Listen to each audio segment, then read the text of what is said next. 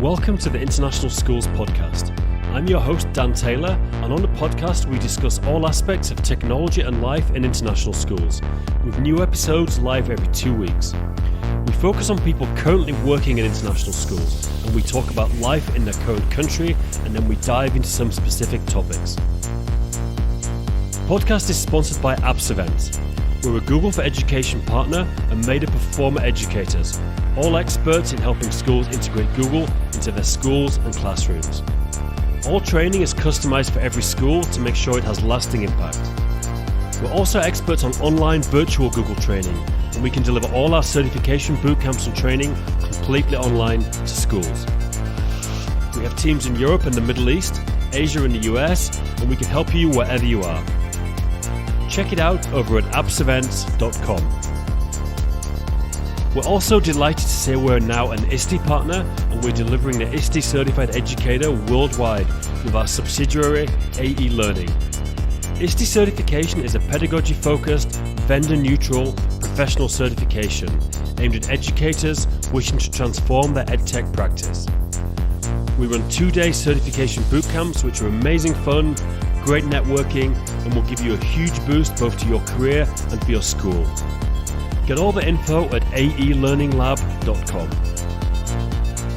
Finally, the podcast is brought to you by Acer for Education. People ask us what Chromebooks and Windows laptops we recommend for schools, and after literally trying them all, we always recommend Acer. If you'd like to get more information, please just leave your email at gg.gg/Acer Education, and we'll get straight back to you. We go to Acer HQ in Taiwan every year to be part of product discussions, and they are genuinely the best thought out, cost-effective, and durable devices out there. And now, on to the interview.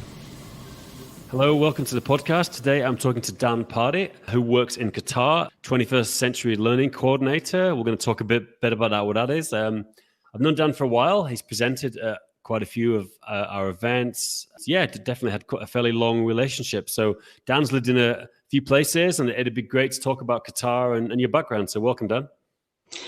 Hey, Dan. How's it going? Yeah, good. We were just talking before. You're back in England at the moment. Your school year's already ended, hasn't it? So you're actually I think you're technically still working, aren't you, right now? But you're working from England. Yeah, I'm still working. Our school's gone on summer vacation. We're quite fortunate where the calendar was already planned for a May 21st break for the start of Eid, which is the Islamic holiday in Qatar. Yeah, cool. Well, I want to talk about your background because it's interesting. Because we both like music, and you actually started off as a musician, and you still even do some work. I mean, I don't know. I'm curious to find out if you actually do some, actually commercial work, if it's just for fun. But I know that was how you started as a musician. Yeah. I started as a musician when I was playing as a musician when I was in my teens in different bands, and I went to university to study music because I was just really passionate about music. And as I was going through university, I started coaching a lot of my peers on music theory. Being a pianist, music theory was more natural to me than to maybe the guitarists and singers. And I really got a flavour for education. And I ended up teaching in post-secondary for a little while. Did you do like a PGC or anything, or you just did this? You just started teaching, without any certification or anything? At the time, I was teaching post-secondary when you didn't need a qualified teacher. Post-secondary, you mean like further education or something, or just post-secondary, so further and higher education. I was actually working teaching music theory at the Academy of Contemporary Music, which is in Guildford, right. And so focusing on contemporary music and teaching music theory and working with students to help develop their understanding of how music works at that kind of grammatical level. And after a few years of doing that, I decided I wanted to go into secondary. And so I took the graduate teacher program, which is an alternative to PGCE. Right. Now, what's that? Explain what the graduate teacher program is. So the graduate teacher program is a year in school, kind of sink or swim experience, where you're learning on the job with a few days here and there, about once a month, where you do a course day, maybe on education psychology, where you might be looking at behavior, management systems and models. And at the end, you submit a huge portfolio of work that you gathered over the year to show that you've been able to cope as a teacher. So you start off on a low teacher load, and they increase your load throughout the year. So by the end of the year, you're on 75, 80% teacher load. And this has the advantage of you're actually getting paid while you're doing this as well. You actually have a job. yes, you're paid as an unqualified teacher. So at the time, and it's going back a few years, I was on about £14,000 for the year, but that's a while ago now. And that's great because that kind of gives you that to live on, especially as I'd moved into that from having a full-time job anyway, so it really helped. And a lot of people were in my situation. It was quite a popular course. I think that they only took about 1 in 10 applicants. Wow. And I finished that, and then I went straight into a job as head of music in a school in Dorset, and I really enjoyed that. I did that for a few years. So how did you went straight to head of music? Was it quite a small school? Because that's quite a sound senior, but I guess if it was a small school, it could. Quite a big school, really. It was a school that had just recently, prior to me arriving, had gone from being a middle school and high school in the middle school system where you have primary, middle, and high, and they combined the middle and high into one senior school. So I think the population of the school is about 1,500 students roughly. But they took my experience of teaching in secondary education, post-secondary education. They took that experience and they took the GTP, which is a qualified teacher status course. They took that as enabling me to handle that position. Yeah, cool. So what was your job as head of music? You were teaching obviously as well, but did you have any kind of management responsibilities as well? I managed the peripatetic teachers who would come in and teach various instruments, guitar, drums, brass, woodwind, etc. And then we had another person in the department that I managed as well. It wasn't like I can't say it was like managing an English department. It was a very small department because music generally tends to have fewer staff. But I also managed the GCSE courses that we ran and the A-level courses we ran, and one of those being music technology. And one thing I did admit before is that I was very big into music technology when I was working in further education, and also being a pianist. When I hit about 20, I had a problem with my hand and couldn't play for a year. So I got very much into sequencing and recording. So it lent me to working more with music technology. So when I moved to this school as head of music, introduced the music tech A-level, and we worked through that. And that's always been why I've been very into technology and certainly education technology. I've always been interested in that kind of innovative side of learning. Yeah. So did you kind of think, was that what you started to think you wanted to work in education technology? Thought maybe you've done as far as you want to go in terms of music teaching, you want to try a new challenge? At the time, I suppose when I was working in the UK, that wasn't at the forefront of my mind. But I was always thinking at the time, like, how can this be done easier? I was working with students who were making recordings as part of their coursework, and they were having to burn CDs of their work to provide to me, and I was having to then compile these and burn CDs to send to the exam board as examples of coursework for moderation, etc. And I was thinking, surely there's got to be a way to do this. And what I wanted at the time, obviously, was like an LMS. Yeah. And at the time, I'm sure there were LMSs out there in their kind of proto stages, but I wasn't aware of anything, and our school certainly hadn't employed anything. We had SIMS as a student information system. Yeah, so I think 80% of UK schools use SIMS, don't they? English schools, anyway. Yeah. So I was always trying things. So after Dorset, I moved to Dubai for a year, and I moved back because there were some issues with going on for me in that school. I then took a position in Qatar, and I So worked. you actually went to Dubai. You taught at Dubai for you, and then went to Qatar. So did you decide you wanted to get into international schools? Because like, did you even know about international schools? Because I've talked about this in the podcast before. I didn't even learn about international schools to my 30s, and I'm like, I wish I'd known about it sooner. You know? Oh, and the same. So I didn't learn about them until my late 20s, and somebody introduced me to international schools and the pros and cons. And I did, unfortunately, minimal research, and I got offered a position that I took. And this is the caveat with international schools. I think working internationally is a really rich experience and has um, many pros. Men, the culture that you're exposed to. Often the packages are very good. The students are wonderful to work with, and you learn so much about the culture through working with them. The caveat is that there are some bad schools out there. Yeah. And unfortunately, sometimes you don't realize until you get to the school, and that was my experience in Dubai. Now, it wasn't terrible.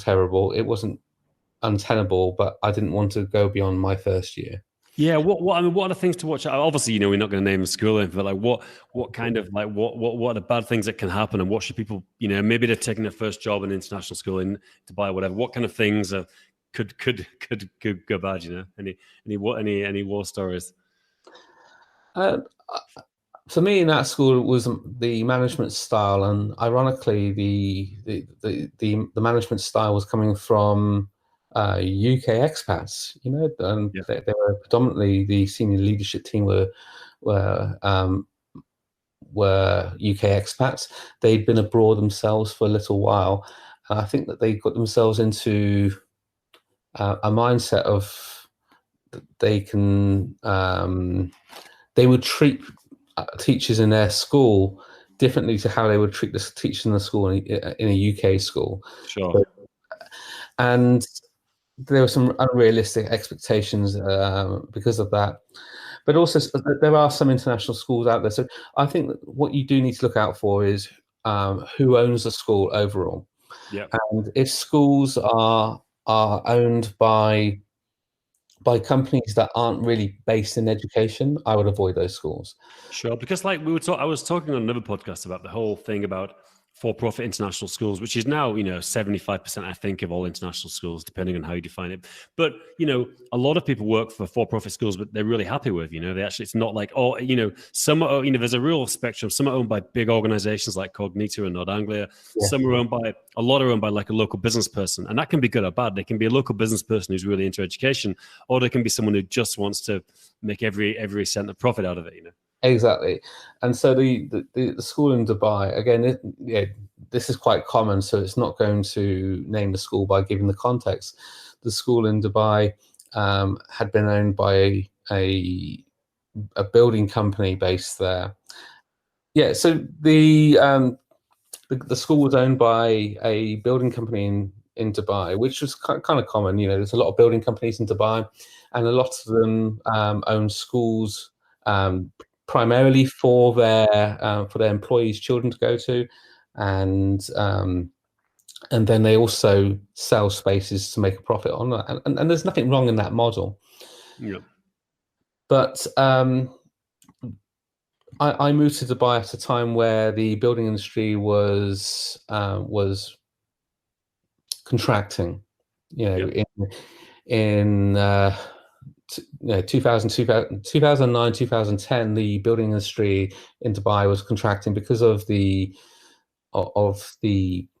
world, the credit crunch going on. It hit the Middle East in the same way, and so the school got turned into a cash cow for the building company.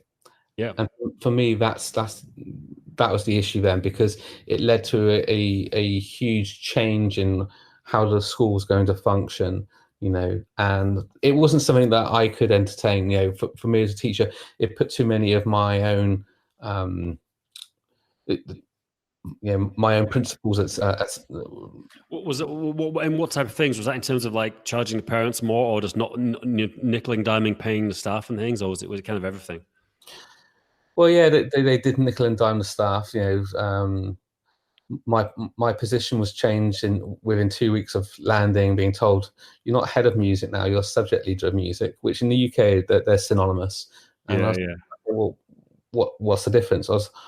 Subject leaders don't get their teaching and learning responsibility allowance.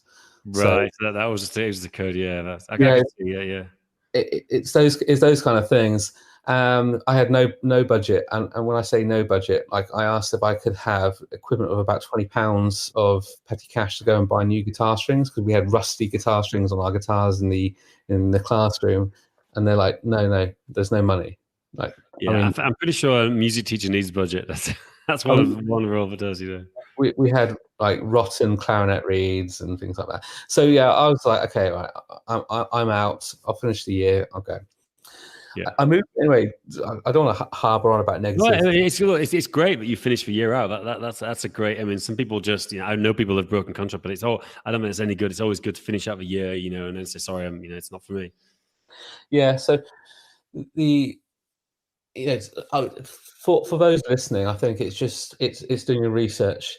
Yeah. If a school is owned by one of those larger chains of for-profit schools, they're generally good. I mean, you hear some complaints from people, but you hear complaints from people at any school in any country in the world. You've got to look at all the comments when you look at it. And be careful about those people who are saying very negative things. Sometimes they tend to be the outlier. I say, like, look at all of the comments. Sure.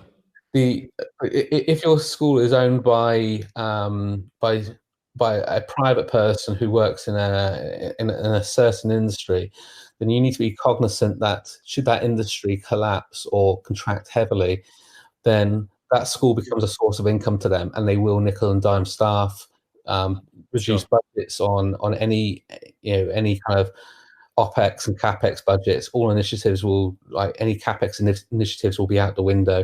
And so you'd be working in a school then that's just trying to generate money for that person. I think that's just the nature of the beast. But unfortunately, if I'd worked for that school maybe 10 years earlier, it would have probably been the golden days, and I would have loved it. But yeah, definitely. There's a cool.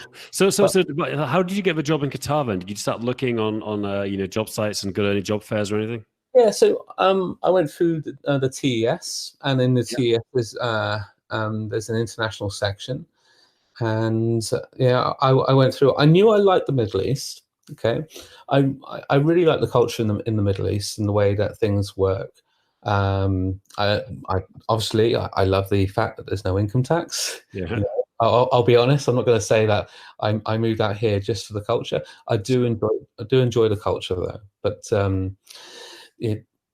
Year round, the weather is pretty good. Of course, July and August is very hot, and some people lament about the heat in the summer a lot. But then when we're in the UK, we lament about the rain a lot. Sure.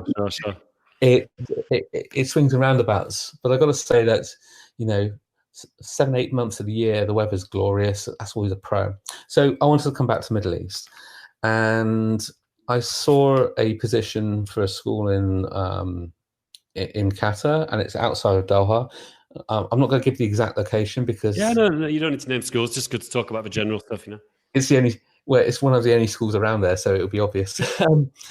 And I worked there for a few years. Again, just as a music teacher, I wasn't head of music. I had a great experience there. It was a lovely community, very small community that was based around the industry in that area. So I had a really good time. The Western expats were quite tightly knit in terms of like a lot of camaraderie, because we're working not just abroad together, but in actually quite a remote location as well. Yep. And there's a lot of great facilities put on by the company, and they didn't nickel and dime. Even though we weren't in a time of great expansion, there was hefty budgets. There were plans for renewing the school and building new school buildings and things. Yep. So I did a few years there, but it was a very small school. People don't move, and I wanted to progress. So after 3 years, I decided to move into the main city in Qatar. I didn't want to leave Qatar. Yep. Because I really actually grew to like it after 3 years. And I was offered a position working for a school, quite a reputable school in the center of Doha. So I made a decision to move, and I moved in 2014, and I actually moved to become a theatre manager. So I moved into a position where I'd be like an AV consultant, talking about light and sound design, bringing in all of those production skills that I developed through my work as a musician and teaching music technology at further education and secondary education level. And then the price of oil went down in 2014. Significantly. It crashed in 2014. Yeah. And this impacted GCC economies, every country. Actually, all of the OPEC countries as well. Look at what's happened in Venezuela since 2014 and so on. GCC is Gulf Cooperation Council, isn't it? That's the Middle Eastern oil producing countries. Yeah. Yes. It's the oil producing countries in the Middle East, and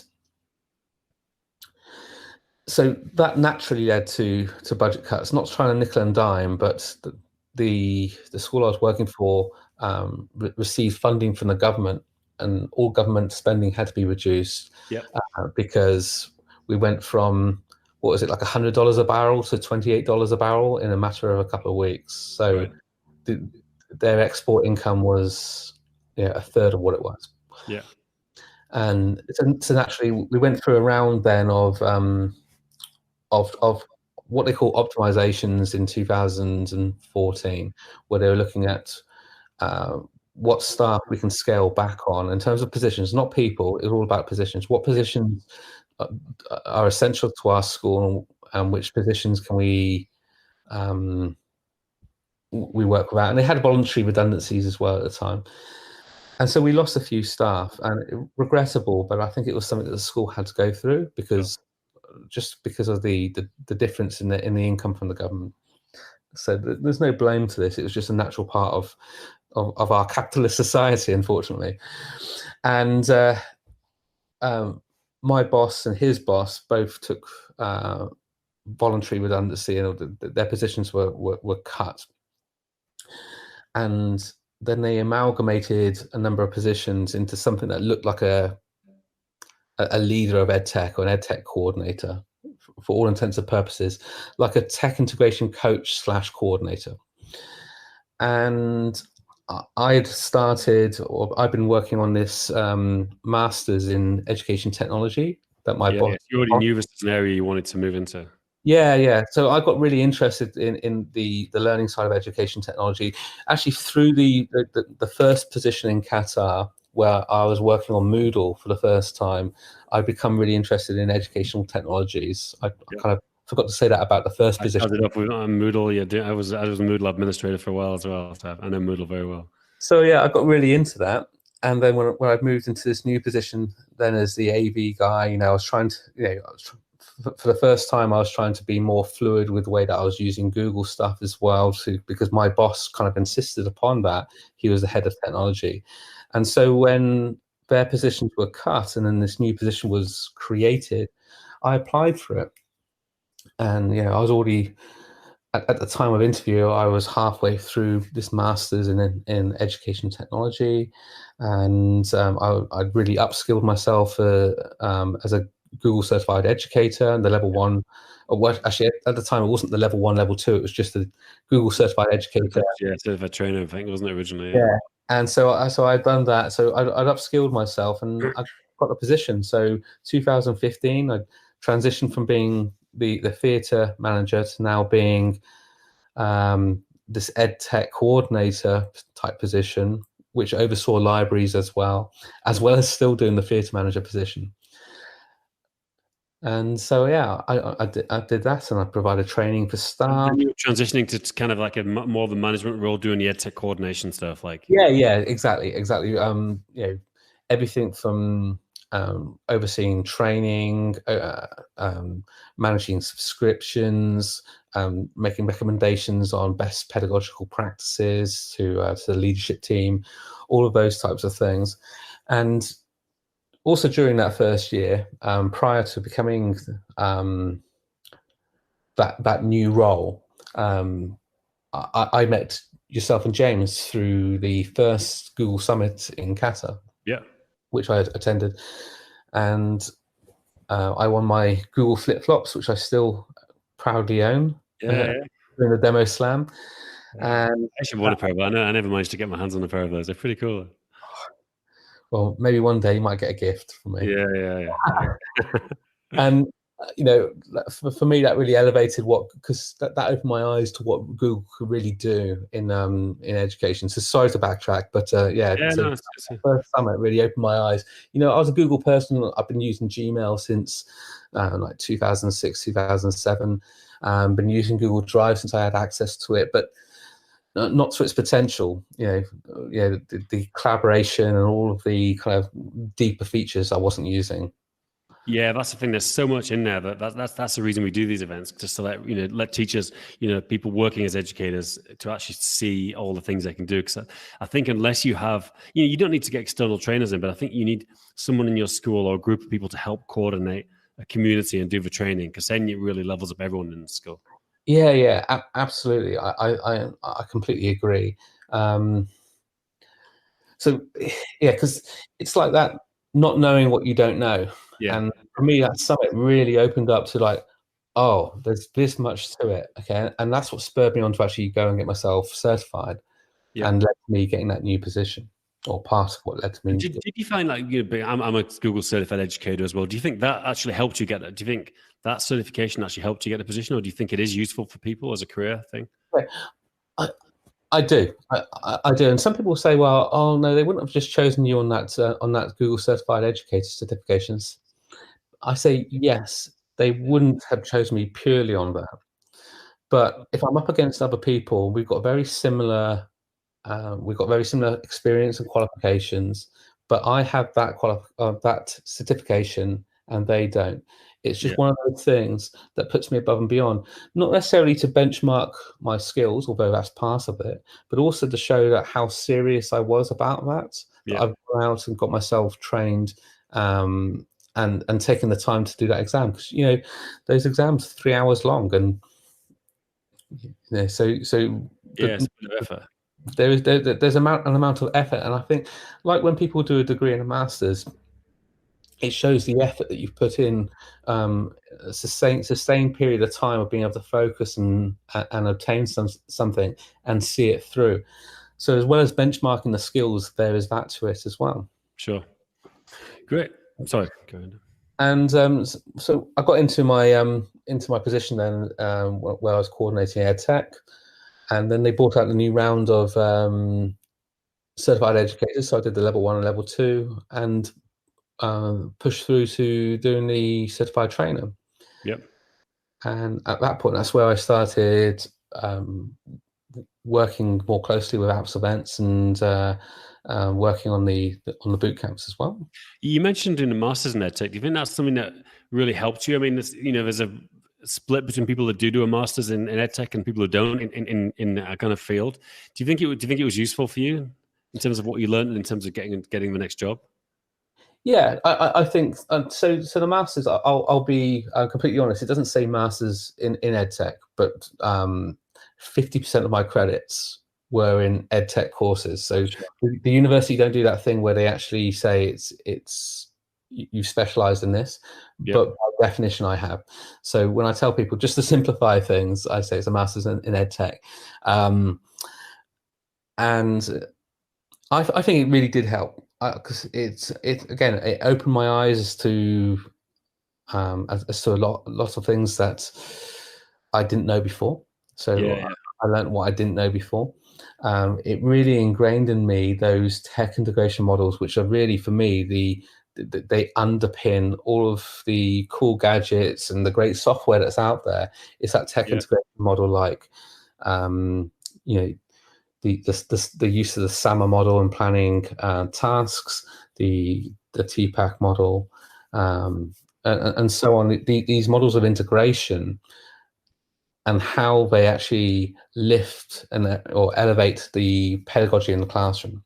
Yeah, I'm looking at your LinkedIn, State University of New York, multidisciplinary studies. That's interesting. So I guess would you recommend it? I mean, is there a lot of flexibility to what you choose? So could you put some business modules in there and some other stuff? Yeah. Well, it's great that you actually mentioned that. So I run the program now. And right. So, okay.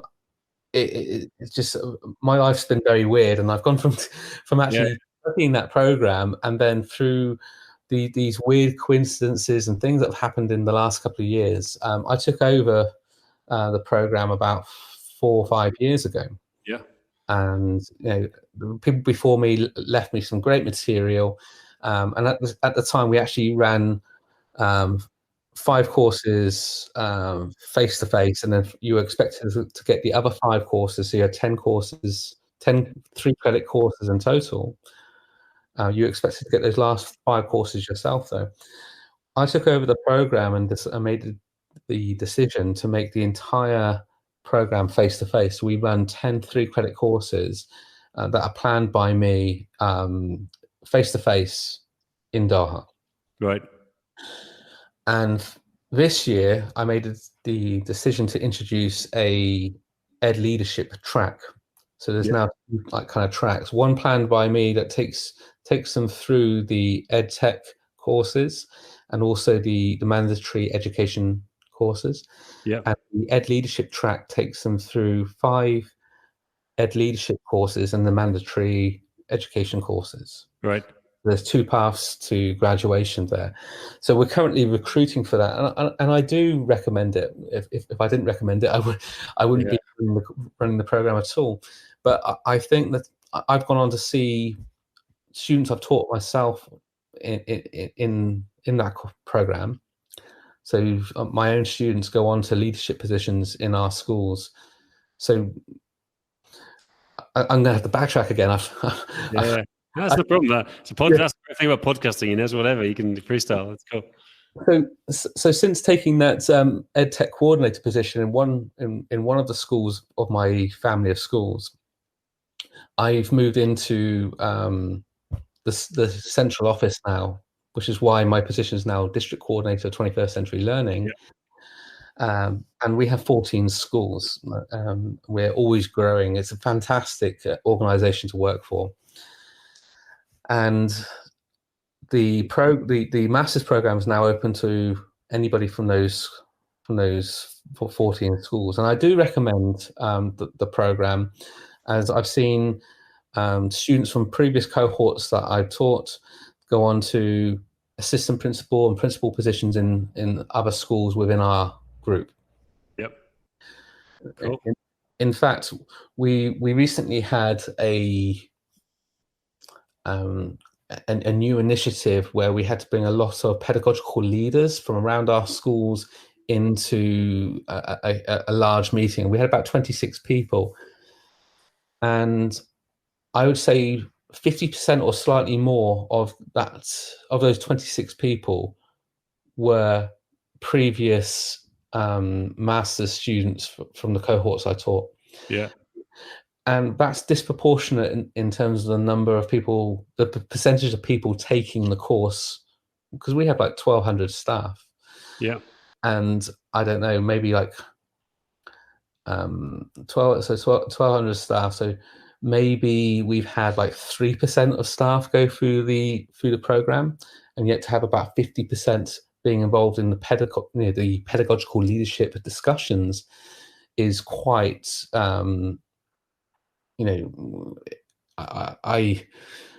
feel that it shows the potential of the program. Sure, cool. And is it on online? I'm just looking at the website. Is it an online program as well that people can do from anywhere in the world, or is it all like with local partners like you guys who run it? So there are satellite campuses, which is what I regard myself as in places in the world. They have quite a lot in South America. They have a few across Europe, several in Asia, in Thailand and China, for example. They're even looking at opening one now in Melbourne. There's a couple in the Middle East. And so if people were to transition when they start the course, they can continue in those other sites if they end up close to one of those sites. Otherwise, they can continue online. Online, I don't think there's an issue with online education. I hear a lot of people say, well, online learning is not quite like learning face to face.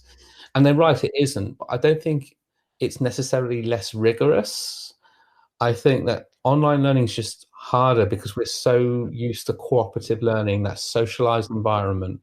And therefore, the onus is on the lecturer, so that would be myself sometimes, to provide those tasks and facilitate that socialized learning, because otherwise you can feel quite disconnected. And I think that's probably the biggest downside to any of the online courses. It relies on having a lecturer who puts the effort into having the class kind of socialize and collaborate. Yeah. I mean, I'm doing a master's level program now, and it was blended. We did it in person and then some online. And honestly, the in person was great.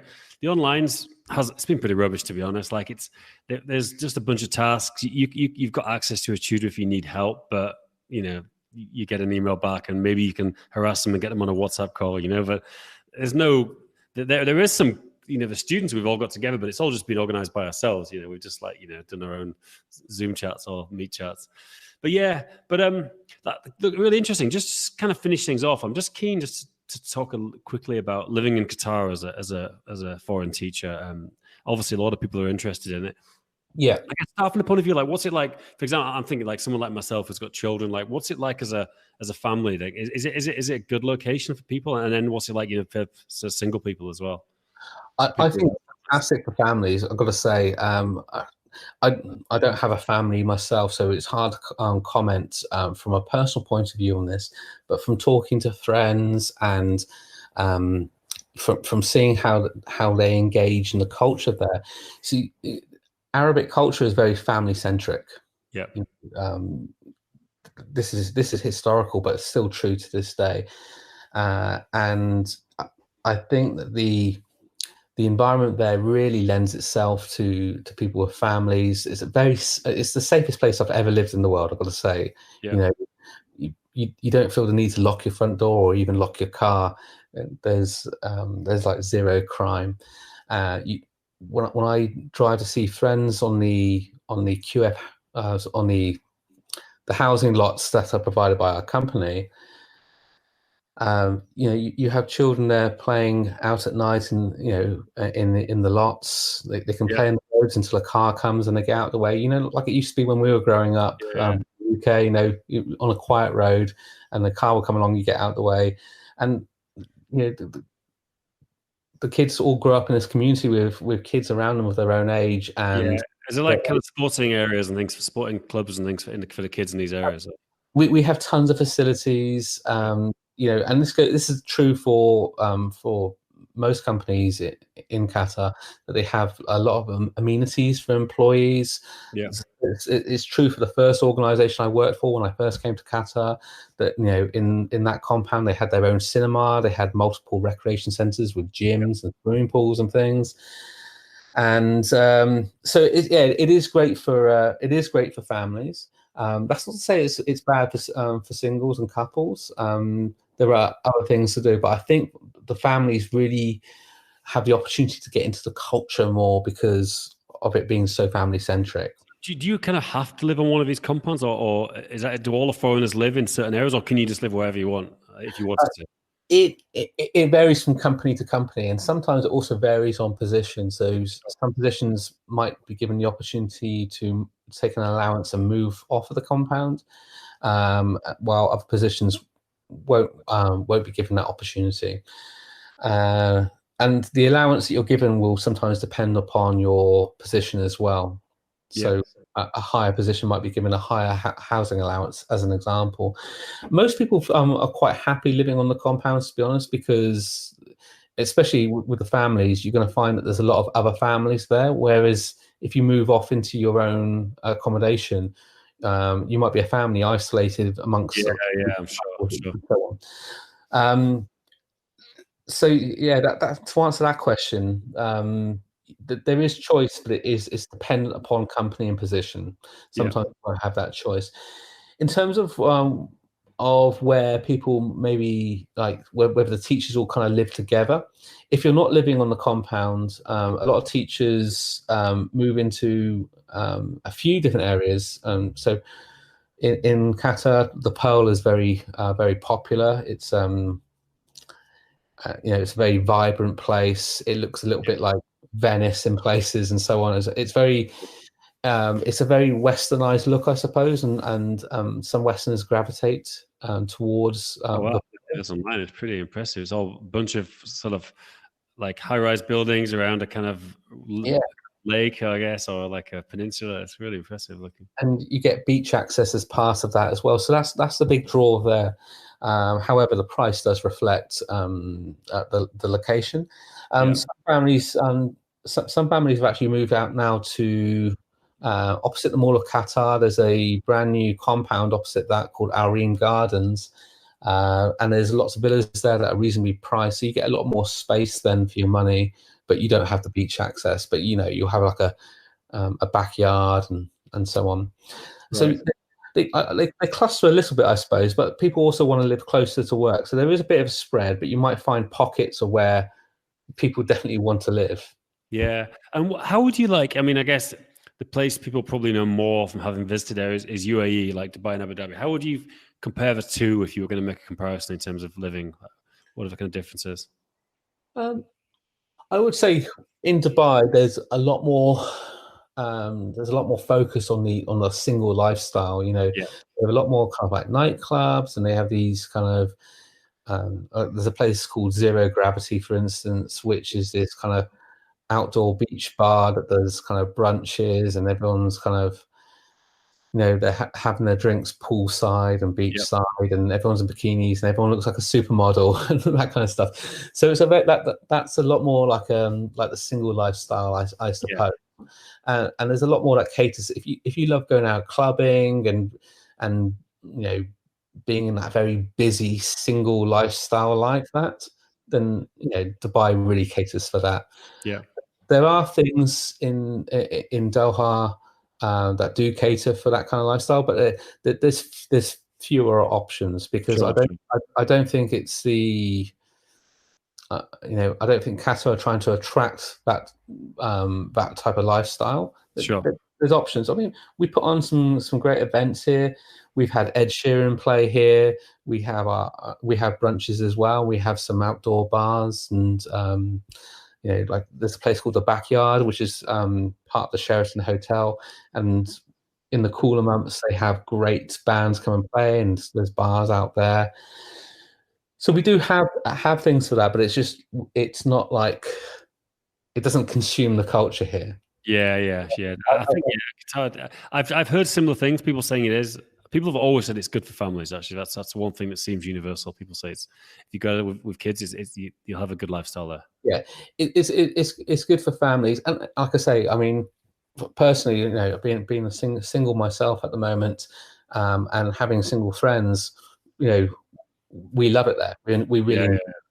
I suppose what the difference to really answer the difference between Dubai. Now, Dubai is different to Abu Dhabi, but to answer the difference between Dubai and Doha would be that I think in Dubai that lifestyle has consumed the city. That's what the city's kind of become about. Sure. I have friends who still live there, and the conversation's always going on about going to beach bars, going here. Whereas in Qatar, it hasn't consumed the culture. Yeah. It's been it's there, but it's been kind of kept, not hidden. It's not hidden, but it's been restricted to certain places, and so on. We have more opportunity for like more high culture stuff as well, like a lot of theatre. We have the Qatar Philharmonic Orchestra, who are just amazing, and their season from September normally to about May. They're playing all the time, and so there's opportunities to see them. They even do free concerts as part of the Qatar National Library or within the Museum of Islamic Art. We have a lot of museums and art galleries. So there's a lot of high culture in Doha. And the World Cup, the football World Cup's coming up, is it? I don't know if that's happening. I keep hearing different stories about that. They just opened another. Well, they just announced that another stadium is ready, the Education City Stadium. So that's kind of near where I work. It's a huge stadium, and so that's ready, and they'll probably be putting on some matches there once the football season starts. I hear that they're going to allow sports events from September the 1st, with cool. the lockdown restrictions easing in Doha. Yeah, Dan, look, I think that's probably a good place to finish. That's really interesting to hear about all the stuff you've done. You've definitely done a lot I didn't know about. So that's a great thing about a podcast. People you can find out more about. But thanks again. And where should people find you online? You got like LinkedIn and Twitter and stuff. I can put links. Yeah, the best one is probably Twitter. So it's just at Dan Pardy. Yep. So, cool. Your name. Yeah, just I even got my own name now. I was real lucky. Sounds good. Dan, thanks very much. Okay, take care, Dan.